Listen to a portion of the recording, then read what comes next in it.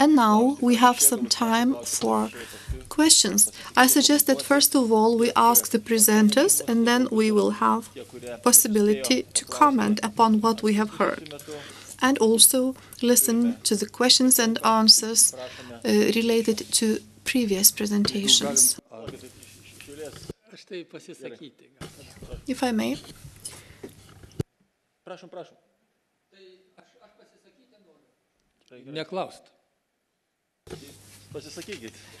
I have a comment.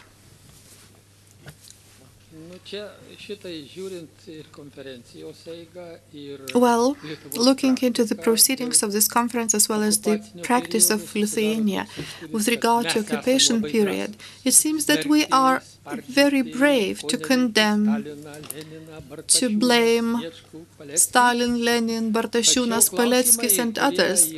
However, the questions and the perpetrators who are still alive in Lithuania seem to be left untouched. The file of Ramanauskas Vanagas is still lying on the table in Kaunas court. What about the mentality of the judges, prosecutors in respect to the state of Lithuania towards our recent history? I would like to quote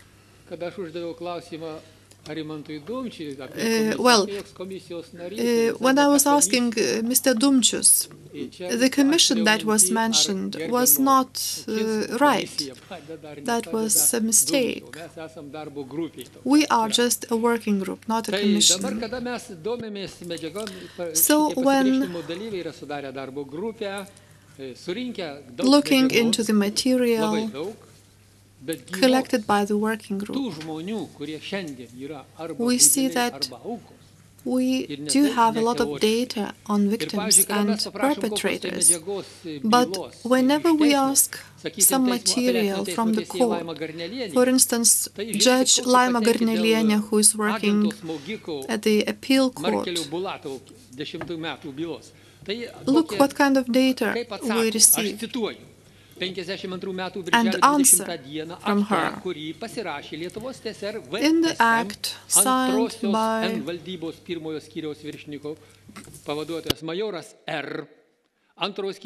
by Major, Deputy Head of the First Division, just the first letter instead of the name,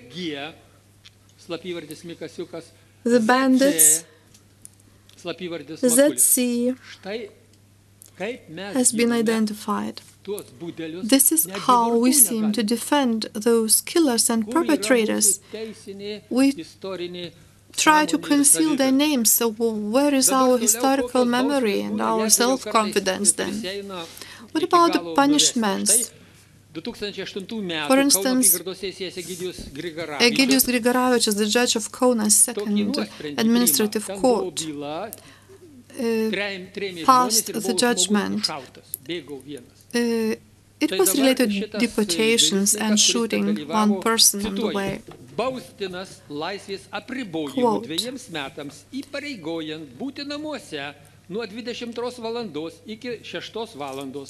limitation of freedom for 2 years, which is stay at home, not attend any public places, cafes and restaurants. It also says that there were certain political circumstances that were subsequently changed, and at the moment the perpetrator, the alleged perpetrator, doesn't pose any threat. What kind of state do we live in? May I ask you?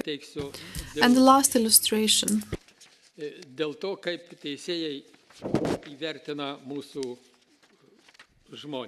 Another point from the judge.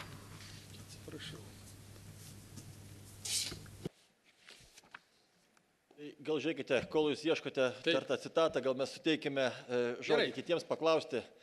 Aš manau, kad, taip sakant, jūsų pasisakymo turinys tikrai aiškus. Thank you very much. I think your content of your speech is very clear. It doesn't demonstrate the real situation which should be in place. I do agree that our courts are not doing great in that aspect. I will speak about that in the next session in my presentation. Central European countries which have undergone the Soviet crimes have their own experience.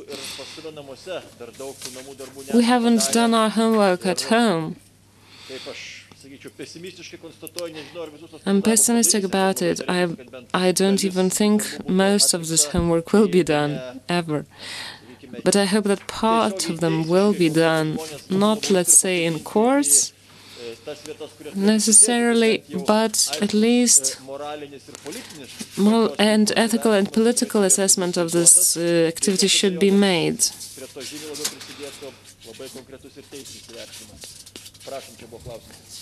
I have a question. I have a question to Mr. Film Director Snor about the Holodomor.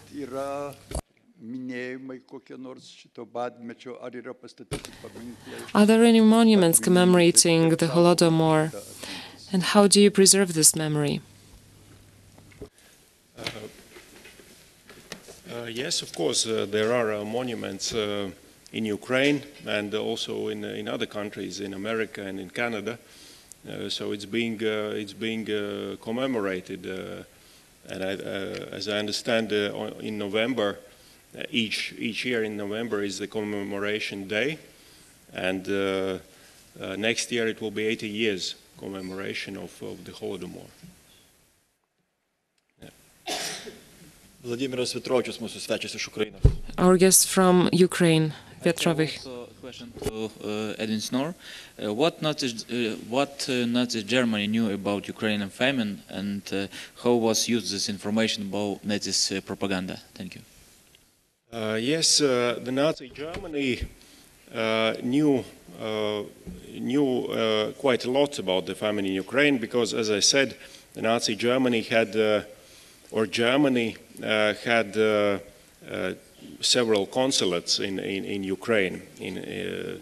So therefore they were very well informed.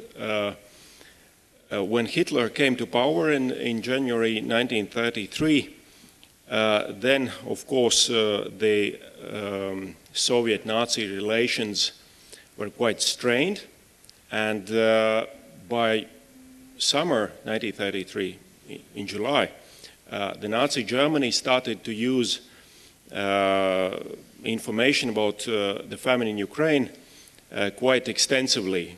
They started to publish brochures and started an information campaign about it. But that was already at the time when most people have already been dead. So the worst famine was over. So of course, it is right to say that the Nazi Germany used the Holodomor, but on the other hand, you cannot say that the Nazi Germany invented it, you know, or started to talk about it. The Nazi Germany didn't start, and by analyzing various information, it is clear that those who started to talk about Holodomor in the West were British, French, and only afterwards they were Germans.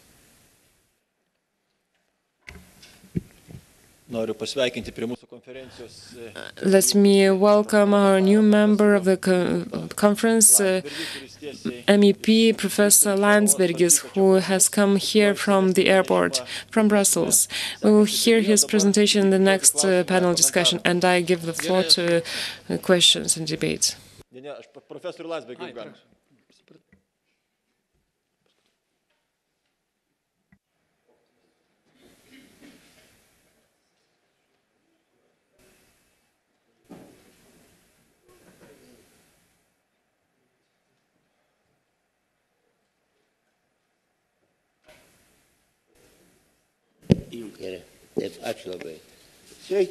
Thank you.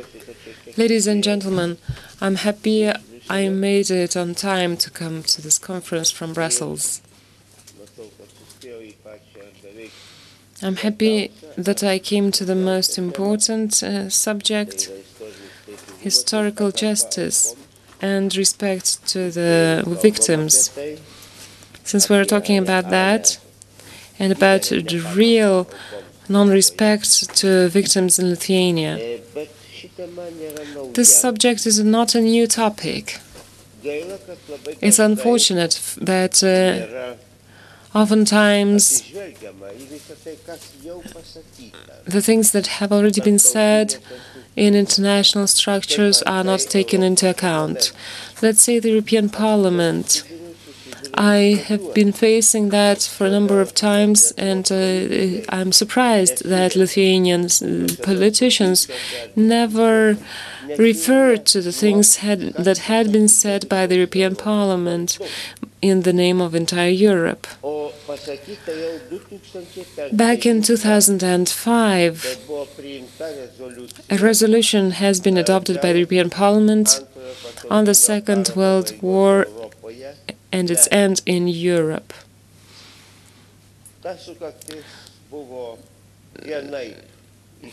The anniversary of the end of the war was promoted by Moscow politicians in one way, and the European Parliament and European politicians answered to that in their own way, on the behalf of the European Parliament. Everyone should have this text. Next, the same thing was done on another resolution of the European Parliament in 2009. So let's take the resolution of 2005. 7 years have passed since the European Parliament has said that the same respect is due to victims of both totalitarian regimes and to all fighters against both totalitarian regimes. The same respect and gratitude is due. What can we see in reality? We can see the discrimination of victims. It's something fantastic. This never happened before. It's not only nations and people or surviving victims that are discriminated based on the perpetrator. The dead ones, the killed ones, are also discriminated into two categories based on who was the perpetrator.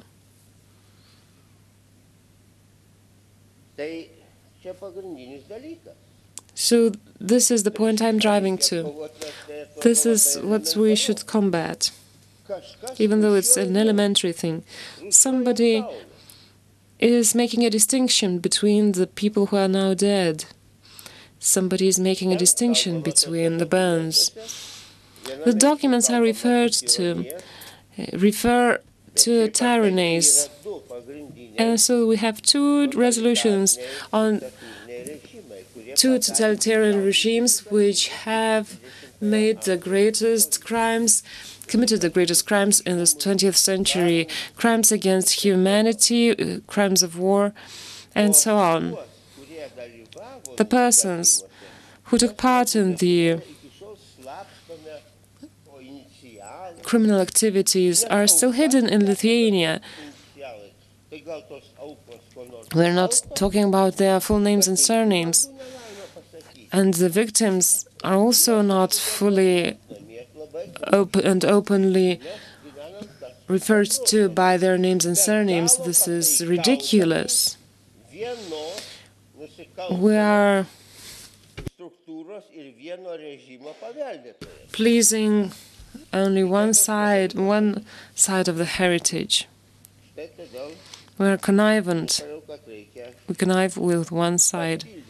This is why I wanted to complement the issues you have covered with my ideas. Thank you. Thank you.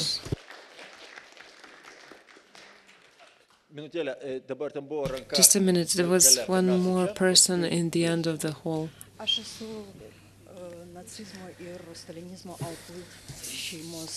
I'm a member of a family that suffered from Nazism and Stalinism. And I'm also the last heir of Szlachta, Polish nobility. What do you know about the last...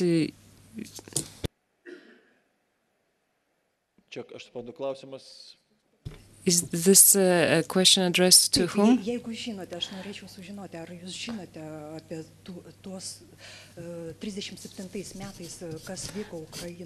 What happened in Ukraine in 1937? Yes, in 1937 in Ukraine happened the so-called Great Terror, of course, as we know. But it is important to understand that during that time, not only the top communists were killed, as it was described, by many historians. There were those so-called national operations where people were rounded up and later killed based on their nationality, their ethnicity. And as far as I know, although I have not explored it in great detail about 37, but in Ukraine,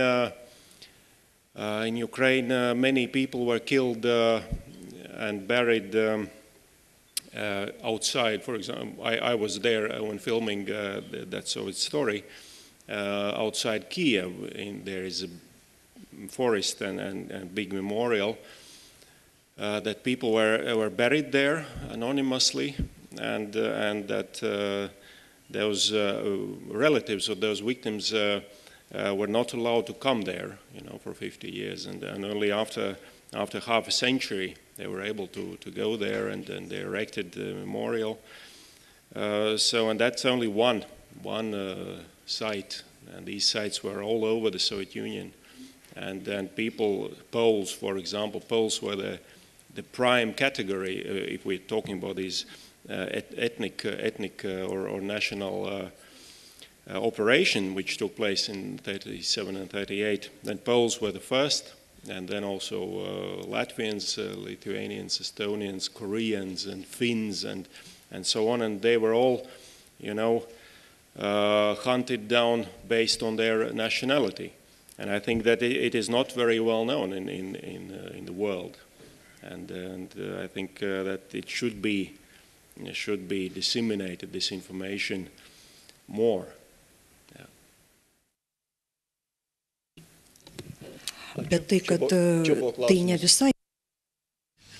Well, it wasn't fully based on the national principle. Last year, one of your historians noted that one caste was killed, the aristocracy was being killed, so that another caste would appear. Thank you.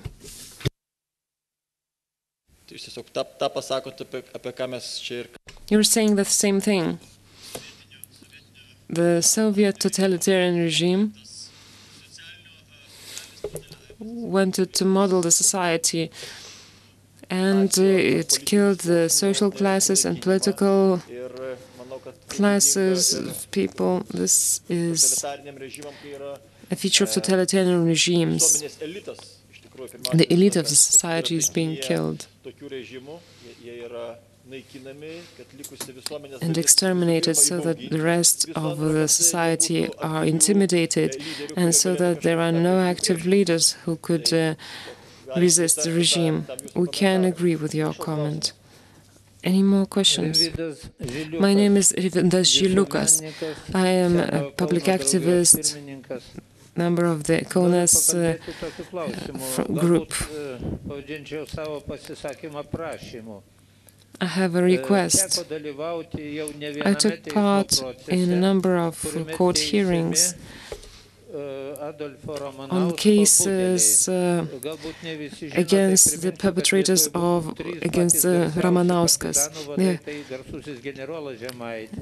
General Žemaitis,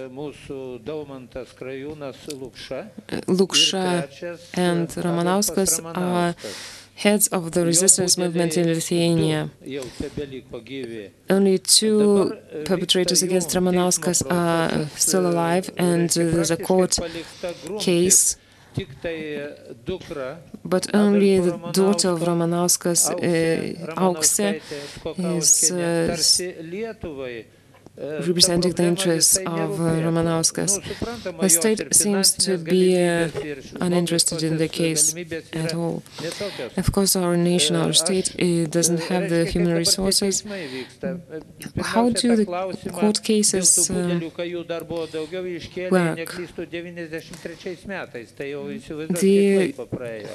The accusations were leveled in 1993.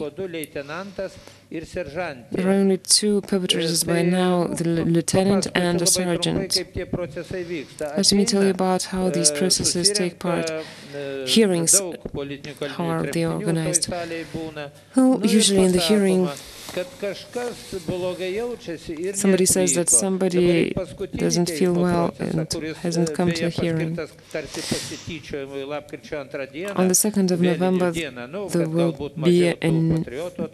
there was the previous hearing, and somebody didn't come because the lawyer forgot to come. The head of the court case phoned the lawyer, and the lawyer said, "Oh, I'm sorry, I forgot."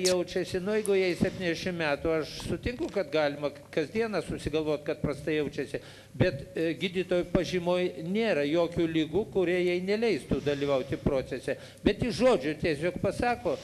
One of the ladies involved in the court case doesn't come to the hearing on account of her bad health. I know that it's natural that a person aged 72 can feel bad anytime. I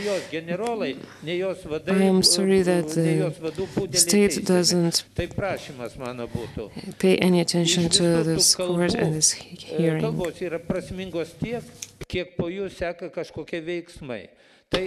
We should translate words into action.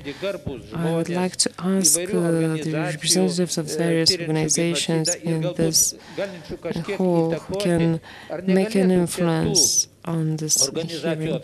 Couldn't the representatives of these organizations, or maybe even leaders, get engaged with a hearing on this case, so that justice is ensured? Could anyone take on the responsibility to coordinate this case? Otherwise, it will last for 20 years more. If I may, I can only tell you that as an institution, we are authorized and actively elect and collect the documents which could be useful in these cases, in these hearings. But in fact, making an influence on the court process is outside our remit. You were right in saying the condition. Does it matter to the state? Yes, the state should raise the case, and there should be a state prosecutor. The entire case should be a case of the state against the perpetrator. I don't know whether our laws allow this.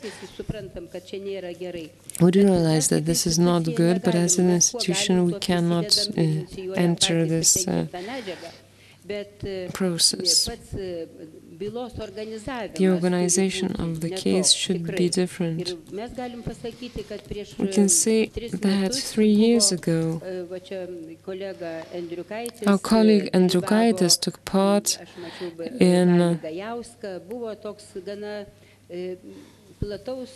a wide-ranging jos likimu ir sovietinio režimo aukomis ir jų budelių meeting of various people who met at the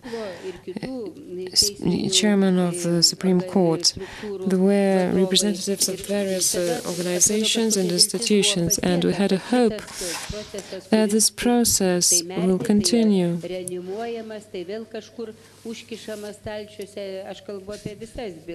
I mean all the hearings, all the cases with the perpetrators. But for some reason this process has stopped. I think that courts should perform their function and make the litigation parties take part in the litigation.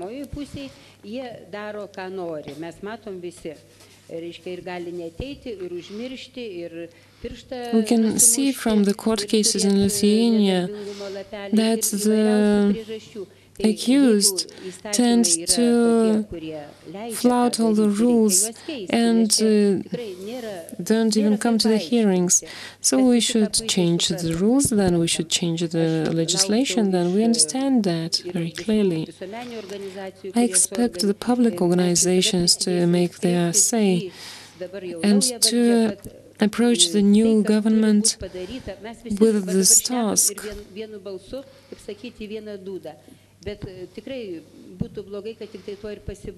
I hope our talks don't just remain talks. Let's request certain institutions with a resolution so that procedural matters are made in a way that the cases are investigated. I can see your hands raised. I would like to react to the comment. I can see two aspects here. On the one hand, the legal system is in difficulty in Lithuania. We have a very well-known case on the intransparent accounting, and we still haven't heard the decision, the final ruling. As for the state position in the crimes against humanity and crimes against the freedom fighters, as well as defense of the rights of the citizens, the state should be more active, I think. It should provide the necessary human and financial resources. Personally, myself and my institution have numerously recommended the Ministry of Justice and the government to shape a structure, to establish a structure of professionals or a body of professionals who could help the relatives of the victims or the victims themselves to defend their rights in Lithuanian courts and internationally when they speak with the Russian courts. These processes are still at the debate level, but the solutions have not been found so far. My name is Mikuličienė Aštrauskaitė. The marathon of cases that I had to undergo was the longest one in Lithuania. Tai bylų pradžia buvo, kada aš sunkiai, kaip sakyt, buvo sunku ateiti į Seimą, patekti. Ir atėjau pas profesorių poną Landsbergį. I approached Professor Landsbergis and he told me O reikalas buvo tas, kad mano mama buvusi Lietuvos partizanė pasikeitus visai visus asmens duomenys, negalėjo atsistatyti dokumentų, kadangi jinai dokumentuose visur žuvusi buvo. My mother was alive, but according to the documents, she had died. So Professor Landsbergis said, if you Nes tada dar 92 metais buvo beveik neįmanoma, nes get įstatymai tie, kurie buvo, jie neleido tokio dalyko daryti. Tai čia buvo pati pradžia. Let you restore the identity of your mother, you will be my second best acquaintance. Ta byla pasiekė finišą. I also was involved in another case, which was protracted for a long time. It even went to the Constitutional Court. Vytautas Vasiliauskas was tried as a result. He was unhappy, but he said, why am I the only one to suffer? Well, I do think that he is not the only one perpetrator and others should be tried as well, but at least this was the task of my lifetime, and I achieved this. I didn't ask for help through the media, but I put all my efforts into that.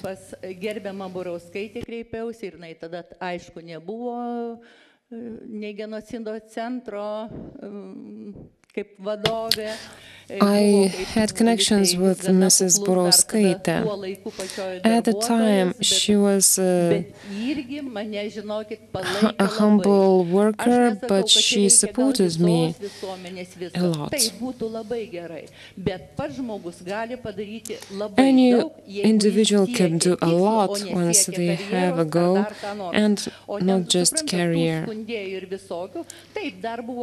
There are many perpetrators in me. Gavo prieš tą operaciją, kuri parodė bunkerį 2000 rublių. Tada gavo. Suprantat, agentui truputėlį daugoka, kada duoda staigiai 2000 sumoka grinais pinigais. I can refer to many cases. Kad sutaupyčiau mūsų laiką, pasakysiu tokį dalyką. But I will not talk about them in great detail. Kad aš turiu sumokėti. Tiem, kadangi aš drįsau paduoti į teismą. Buvo ir taip, paskui persivetė ir kitaip. Tai yra milžiniškas didžiulis darbas. Ir pirmą kartą dealing with the Lithuanian courts is a huge work. I have achieved a lot. As a daughter of partisans, I have received a retribution through court, and even legislation was later amended to allow that for other people. So if you don't seek any career, if you seek true humanity and justice, you need to work, and we have lots of good people who can help and will help you.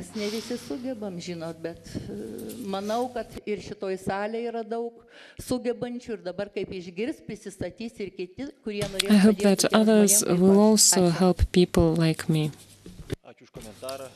Thank you for your comment.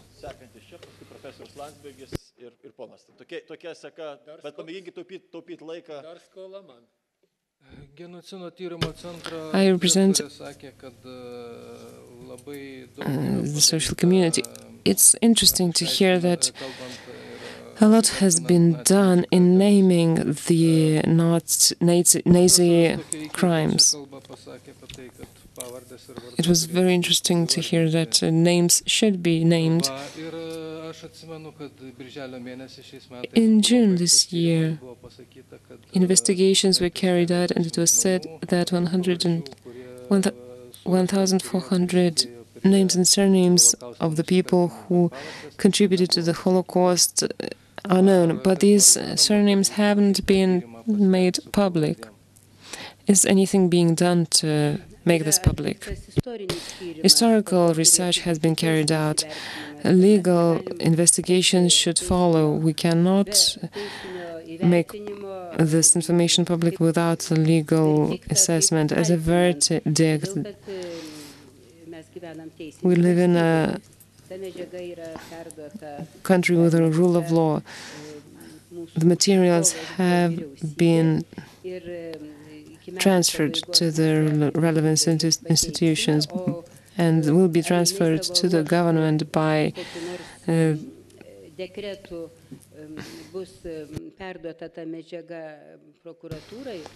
certain month. And whether the government transfers this information to the prosecutors or not, it doesn't depend on us. We spoke a lot about tolerance today.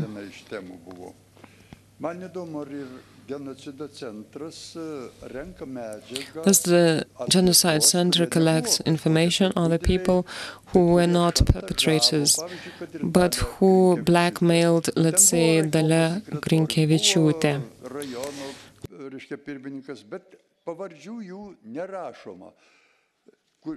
Mes žinom, kad buvo labai aršių tokių veikėjų, ne vien tik tai ten Rietave ar kur kitur, bet this history is of importance, and this blacklist should be produced. These people should be named and shamed.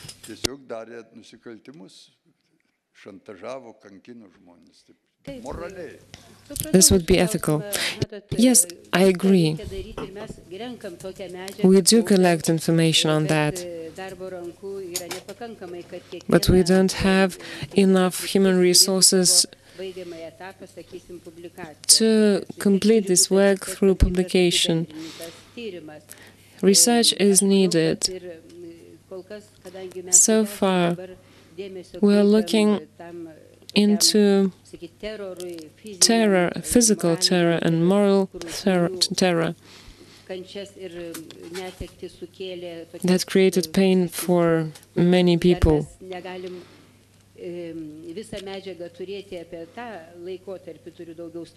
As long as we haven't collected all the information about the Stalinist period, we cannot move on to collecting information about the other periods.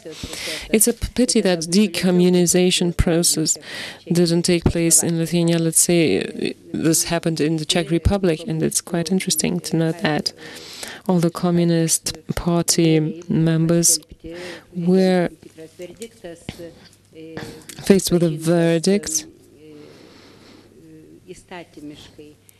based on the law. We haven't done this.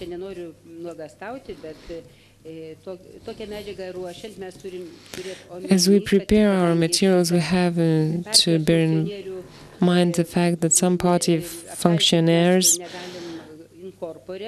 cannot be accused in corpore. So what we can do is just name certain events. I know that you collect a lot of information. We also invite other participants to help us and to collect materials. There's so much work to do. Our historians, employees of our center, are not enough to do that. It takes a lot of time. Any information coming from you is being systematized in our center. And next we wait for historians and researchers who can write PhD papers on the basis of those materials.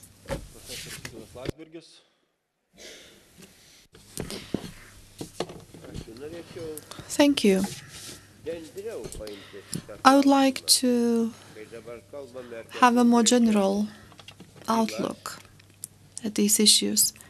When we look into specific files, cases where perpetrators are being sentenced,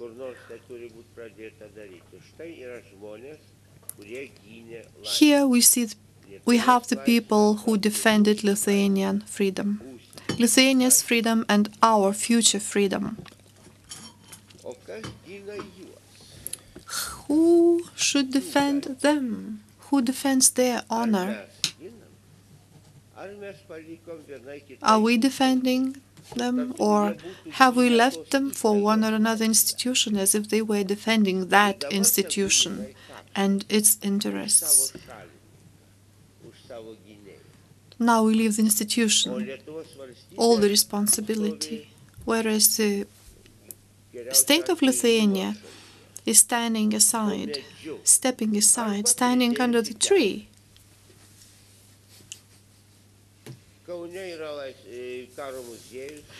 We have a war museum in Kaunas, and we have the famous bell in Kaunas as well.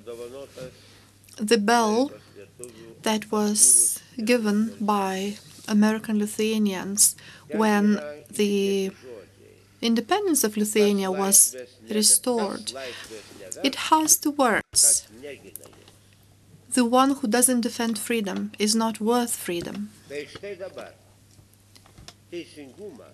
So, today, the justice and respect of those who defended freedom is being defended by the family members, and that's it. Well, political prisoners, fellow fighters. What will happen when they are not with us any longer? Lithuania is not defending them. Let's go back to the notice on the bell in Kaunas. Lithuania is not worth freedom because it doesn't defend it. Probably this is what we see, what we witness today. But some moral resistance is still possible. Maybe the new Seimas members will answer these questions, some of these questions. And when we discuss these shameful cases, I remember we adopted an amendment to the legal act based on which the attorney is given a fine if he or she does not appear in court.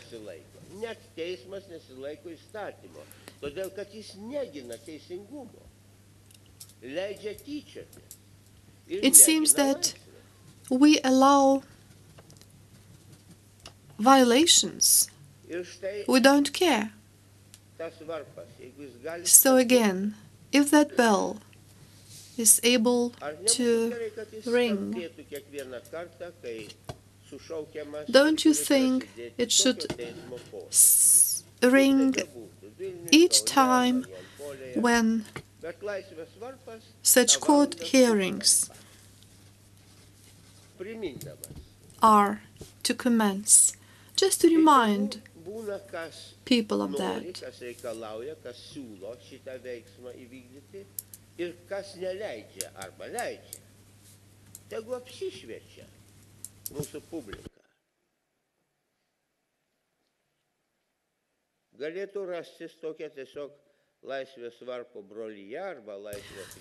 We could have, let's say, some kind of a brotherhood of the freedom bell,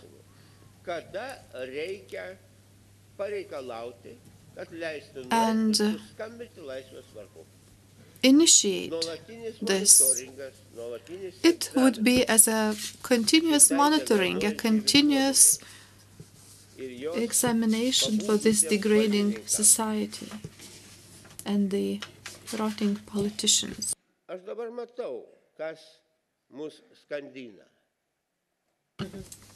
I see who is drowning us. Those who sympathize with the former Soviets. They are forced. And this is what drags us back. The force of inertia. It doesn't only stop the renewal processes, but also prevents Lithuanian civil society from maturing. I invite all of you to resist this process. Ir įdomų pasiūlymą. Ir dar, kadangi laikas mūsų eina į pabaigą, tai dar du pastebėjimai. Čia Well, two more observations, please, and then we'll have a coffee break. Taip, aš norėjau Edvins paklausti. I was about to ask Mr. Edwin. Valstybėje į Seimą, į tą parlamentą labai žiūrima moralės atžvilgių. How much the ethical aspects count when electing people to the Latvian parliament. For instance, if it's a former terrorist, whatever. Because in Lithuania, we don't still have the laws to prevent this.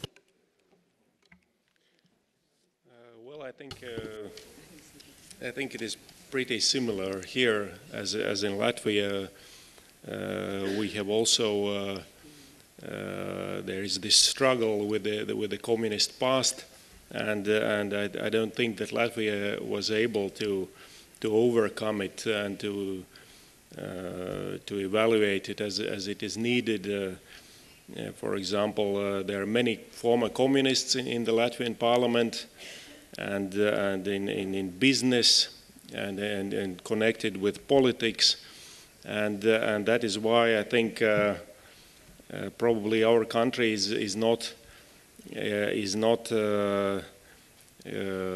developing so fast as it could if it was sorted out in the beginning of the 90s. So there is a big problem in Latvia with these ethical questions and with the questions of this communist past, which we have not, in my opinion, been able to overcome yet.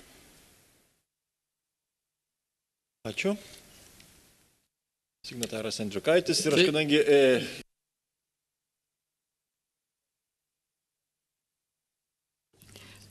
Mr. Andriukaitis, and then one more question.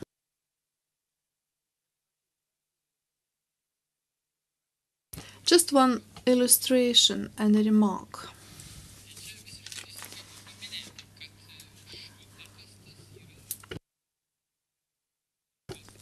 Well, we heard that it's related to the lack of conscience, all kind of conscience in judges. Ona Petrauskaitė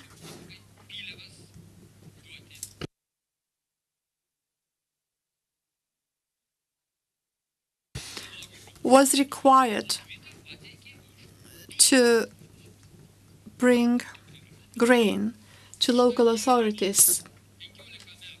Instead of bringing the required amount, she brought a little less, and she was sentenced to 15 years of prison, in addition to a fine. After the reestablishment of Lithuania's independence, she was rehabilitated, and then in a number of years, she was sentenced again. And the record she has in her file is that she had been accused and sentenced for cheating and causing harm to state and institution. Viktoras Eidukas, the judge, who had 11 years experience in Soviet court.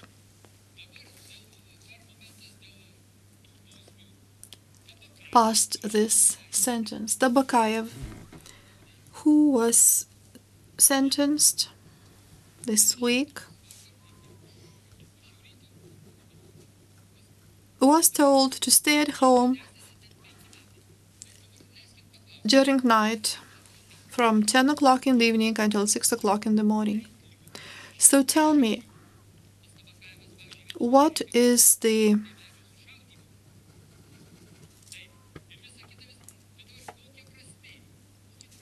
sense to fight, to spend your efforts, time and money? It sounds like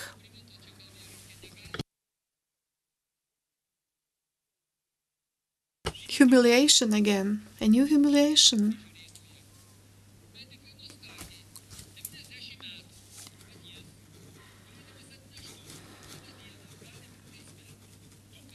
instance, I know another case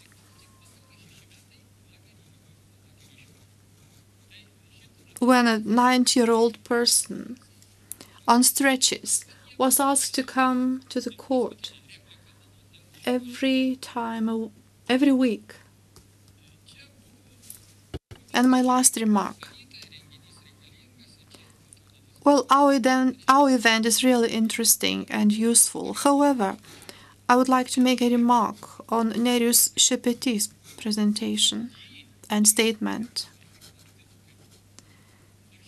He was called anarchist by Arvydas Nikžentaitis,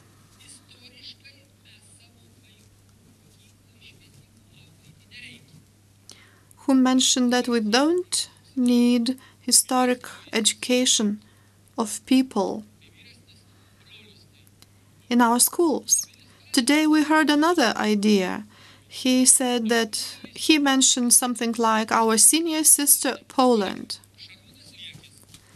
Then Šarūnas Liekis.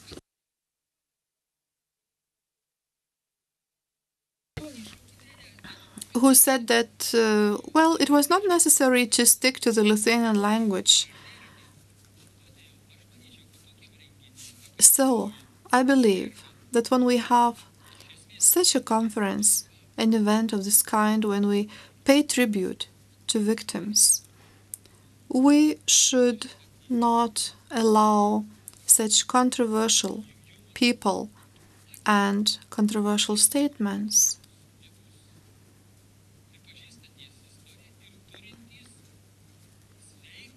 I think it is people who have a healthy state conscience that should make statements at such a conference and presentations. Thank you, Mr. Račinskas.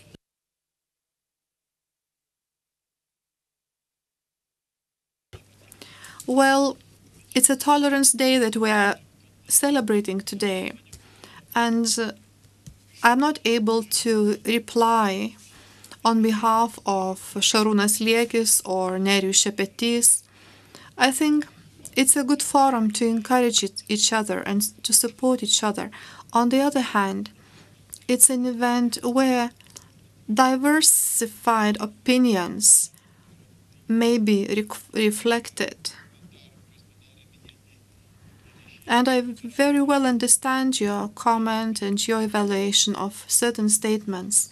However, in order to be heard, we have to learn to listen to others. And if we acknowledge the only truth of ours, we might remain extremely lonely with our truth. It's my own comment and my own opinion, and all of you certainly may have your opinions. And now the last question or comment, please. Jonas Česnavičius.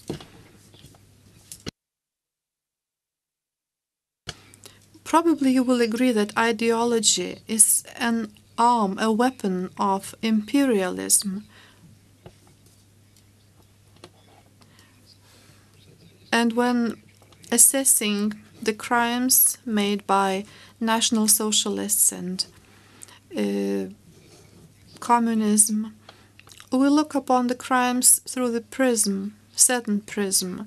In my mind, however, those who have been developing criminal ideologies are mostly to blame, and those who have put an effort to implement them. Therefore, what I lack here is discussions regarding creators of criminal ideologies.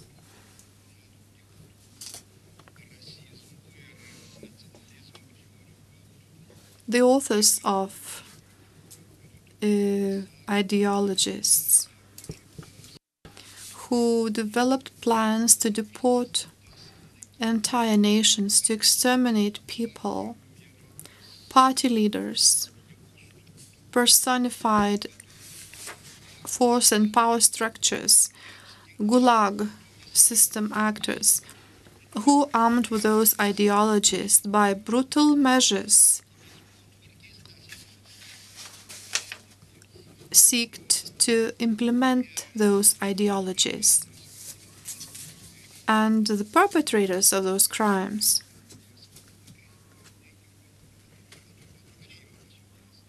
Well, we remember that in Soviet times you could get in prison for refusal to go to the army or escaping from the army.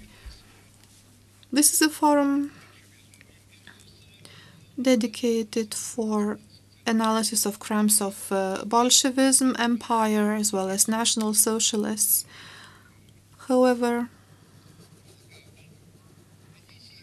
we heard a lot about Holocaust here.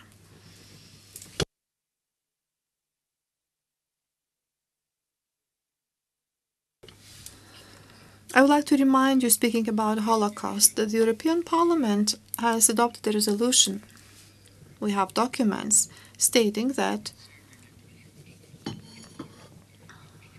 the Roma nation was also exterminated in Lithuania.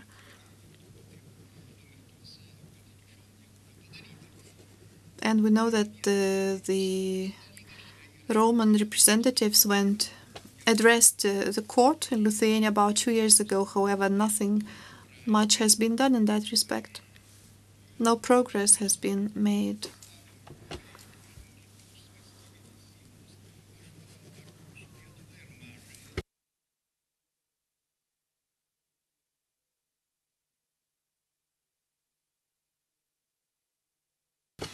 Well, in the beginning of the 20th century,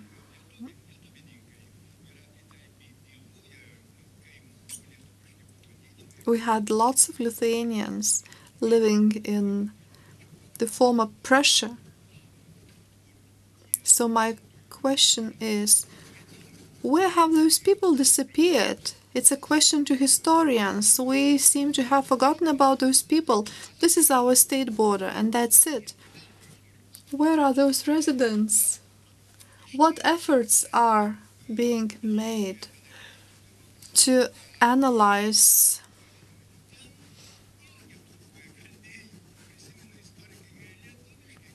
where those people have gone? I don't see any historical research here. I think it's our duty to research this issue. Well, I take your wish for the next conference that we will have. It's not possible to include all the issues in one conference, in one event, but nevertheless, I would like to tell you that this issue has been investigated, and let's say in Klaipėda University, the issues of the minor Lithuania and genocide are being investigated at the moment. Certainly, I agree that specific investigation might be a very good topic for following conferences. Now we'll have 20 minutes coffee break.